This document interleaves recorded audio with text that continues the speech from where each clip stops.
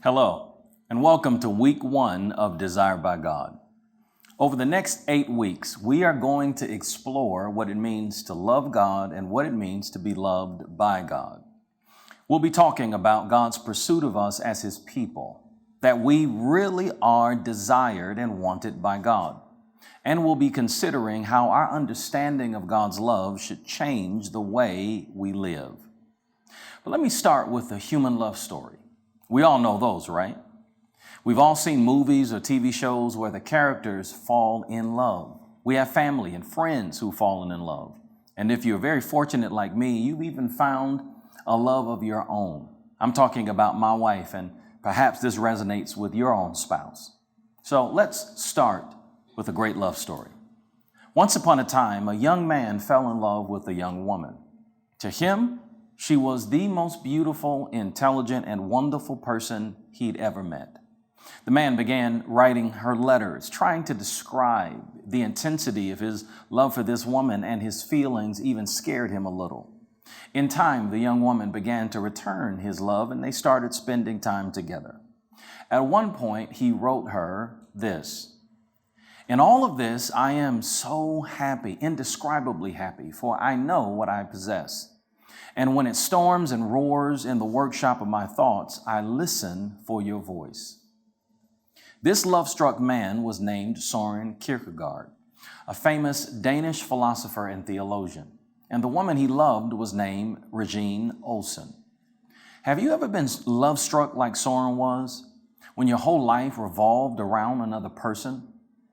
Now, whether you are single or married, if you have ever been in any serious relationship, you know what this kind of love feels like. It can be beautiful and wonderful, but it can also be frightening and a little overwhelming. But this is how God made us. God Himself desires to love and be loved because we are created in His image. We are designed the same way.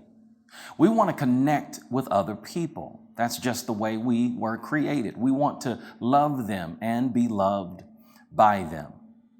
Now, in the first book of this trilogy, The People Factor, I wrote about my experiences listening to people's problems and my discovery that many of these problems come from this desire for love and relationship. Relationships can be the source of our greatest joy, or they can be the source of our greatest pain. And there's no such thing as neutral relationships. Each one either holds you back or moves you forward. And so if you want to have a successful life, you must get your relationships right. So that first book in the trilogy talked about our relationships with other people. The second book in this trilogy, The I Factor, talked about another type of relationship that you must get right. Just as all of us crave positive connections with other people, we also need to develop a healthy and strong relationship with ourselves. We must know and love ourselves in order to know and love others. And now, in this, the third book of the trilogy, Desired by God, we're talking about a third type of relationship, our relationship with God. In Matthew chapter 22, Jesus says this: "Love the Lord your God with all of your heart and with all of your soul and with all of your mind. This is the first and greatest commandment." Loving God with all of our heart and with all of our soul and with all of our mind is the only way to have a healthy and strong relationship with God. It's the only way to feel whole and complete and loved. Because God loves you, He desires to have a relationship with you, and He has designed you for this relationship. God is love, so He gives us love. It's who He is. Now, in this study, I want to give you a fresh picture of who God is as the lover of your soul. I want you to understand His powerful love and be able to return that love and ultimately allow it to change your life. Are you with me so far? Now, here's the thing. There is a cycle that we see in the Bible of God giving us His love and us rejecting His love, and then ultimately of us accepting His love. And we must understand this cycle if we are going to understand God's love for us. Only when we see this cycle can we see our place in it and fully understand what it means to be desired by God. So let's look at a couple of examples of this, and I want to start by exploring the idea of covenants. In the Old Testament, God displayed his love by making covenants or agreements with humanity. In fact, the Bible is a story of the covenants God made with his people so he could demonstrate his love for them. Now, this might seem strange to us because this is not how we show love. But in the ancient world, covenants were like legal agreements. And in our day, we don't think of most legal agreements to necessarily be connected to love. There's the document you sign to be legally married, but most of our covenants are to protect ourselves against lawsuits and things of that nature, or simply to make sure that someone else doesn't trample on our rights. Laws don't necessarily connect to love very often in our culture.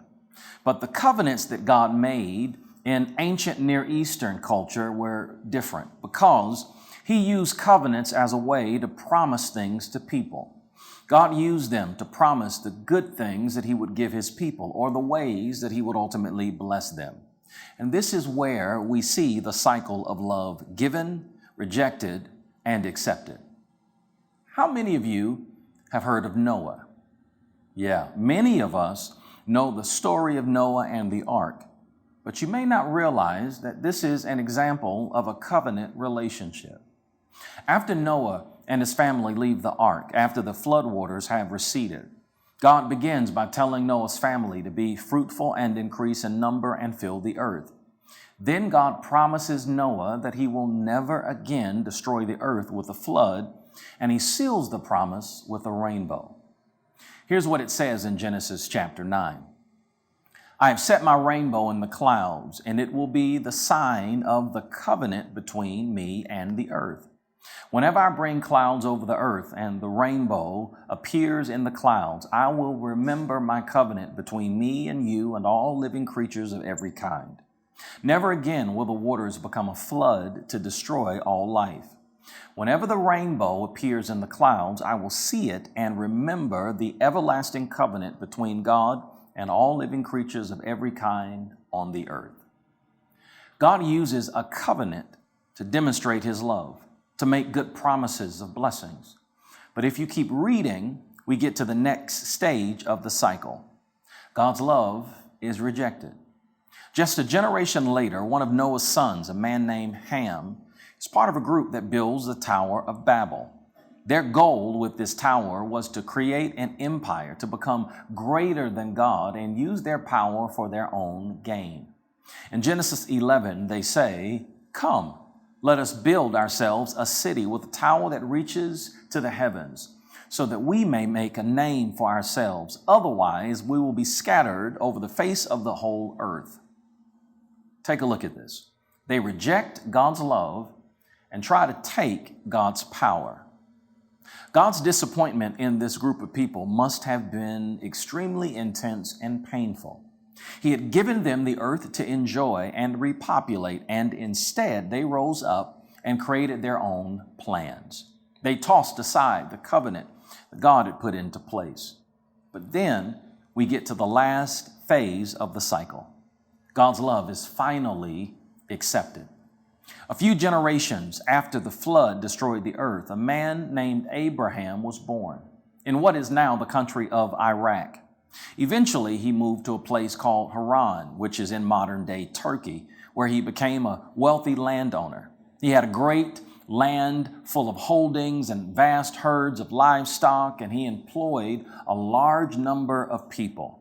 Running a large estate is very similar to running a company. So essentially, Abraham was an entrepreneur and a CEO. And then one day, God shows up with a new covenant. In Genesis 12, God tells Abraham, "Go from your country, your people, and your father's household to the land that I will show you. I will make you into a great nation, and I will bless you. I will make your name great, and you will be a blessing. I will bless those who bless you, and whoever curses you, I will curse. And all of the people on the earth will be blessed through you." The Abrahamic covenant is the second major biblical covenant, and it's a significant milestone in the relationship between God and his people. When God called Abraham and promised to make his name great, Abraham was busy doing his work, supporting his family, and building his business. He didn't ask to have a great name. The Lord just gave it to him. And not only that, God also promised to give Abraham a son, even though Abraham and his wife Sarah were very old. Now, you may know this story. God took a long time to fulfill this promise, and Abraham started to doubt, and instead of waiting patiently on God, he decided to get things moving himself and got a servant girl pregnant. Now, we don't have time to dive into all of that today. That's a whole different study. But even though Abraham tried to take over and fulfill the covenant himself, God was faithful to the original covenant and the promises he'd made. He blesses Abraham and Sarah with the son, whom they name Isaac. And not only that, he doubles down on the original covenant. He goes all in with Abraham. In Genesis 17, he says this, "I will confirm my covenant with you and your descendants after you from generation to generation. This is the everlasting covenant. I will always be your God and the God of your descendants after you. And I will give the entire land of Canaan, where you now live as a foreigner, to you and your descendants. It will be their possession forever, and I will be their God." Doesn't that wording sound almost like a marriage agreement? You've probably heard it many times as a form in a marriage ceremony, to have and to hold from this day forward, for better or for worse, for richer for poorer, in sickness and in health, until death do us part. This agreement between Abraham, Sarah, and God was the formalization of the relationship between God and his people who he loved. He asked his people to believe and trust in him, and he promised to be faithful to them as long as they lived and to their descendants after them. This covenant is a beautiful picture of God's desire to be in relationship with his people, and particularly to be in relationship with us. Now, next week, we're going to keep going in the Old Testament, and we're going to see that this passionate love between God and his people did not last. The people continued to reject God, and a new covenant was going to be needed. But for now, let's stop here and let's consider what we've learned so far. Why is it so important to learn how much God loves you? How does that change the way you ultimately want to live your life? And why are these covenants so important? I want to take a second now and toss it to your groups. It's going to be a rich discussion and a great time. I'll see you next week.